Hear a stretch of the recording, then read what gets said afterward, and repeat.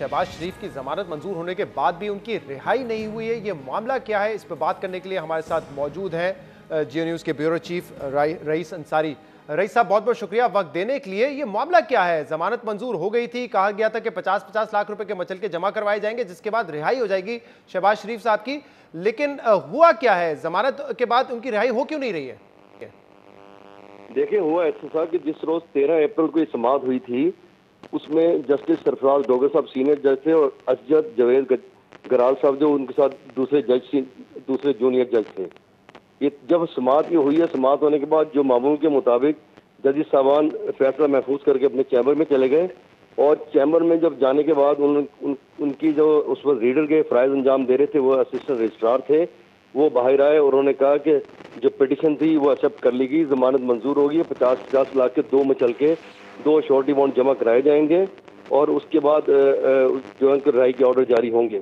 लेकिन 14 अप्रैल को जो ऑर्डर निकला, उस ऑर्डर के जो दरमियान जो ऑर्डर था उसमें जस्टिस सरफराज डोगर हैं उनके सिग्नेचर थे, लेकिन असद गजराल के सिग्नेचर नहीं थे। जब तक डिवीजन बेंच के दोनों जजेस सिग्नेचर न करें मचलके जमा नहीं हो सकते, इसलिए मचलके जमा नहीं हो सके। और अब ये जो बात सामने आई और जो राय कहते हैं कि अभी तक उन्होंने अपना जो इख्तलाफी नोट सामने आ रहा है, लेकिन अभी कंफर्म उस वक्त होगा जब वो इख्तलाफी नोट लिखने के बाद वो लिखेंगे कि उन्होंने जमानत मुस्तरद कर दी, तो फिर ये जो मामला है ये चीफ जस्टिस साहब जो है वो तीसरे रेफरल जज को भेजेंगे।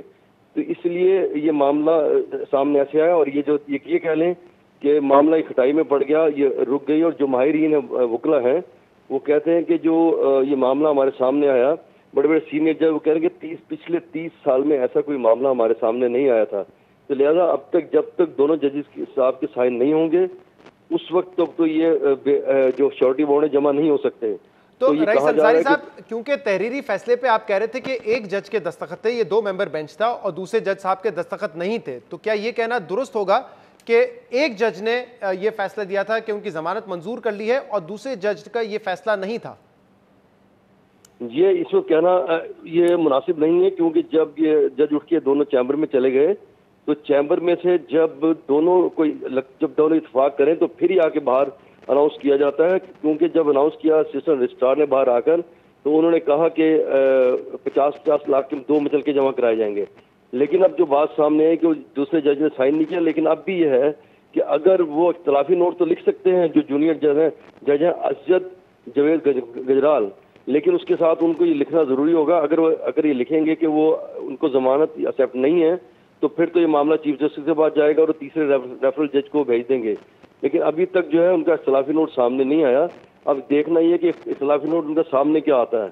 अंडरस्टूड है, अगर इख्तलाफी नोट सामने आएगा तो इख्तलाफ होगा, एक जज ने बेल ले ली दूसरा नहीं लेगा, तो 2 डिवीजन बेंच 2 जज हैं, तो ये मामला जो है वो 50-50 पे खत्म हो जाएगा।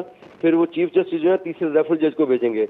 और दूसरी अहम बात ये है कि जो बेंच था ये नैब का, ये अब खत्म हो चुका है। अब नया बेंच आया जो 19 अप्रैल से नया बेंच जो बैठेगा, जस्टिस नीलम और जस्टिस फारूक साहब बैठेंगे। ये जो बेंच था ये खत्म हो चुका है। जी बहुत बहुत शुक्रिया रईस अंसारी साहब मौजूद थे, तफसीलात बता रहे थे।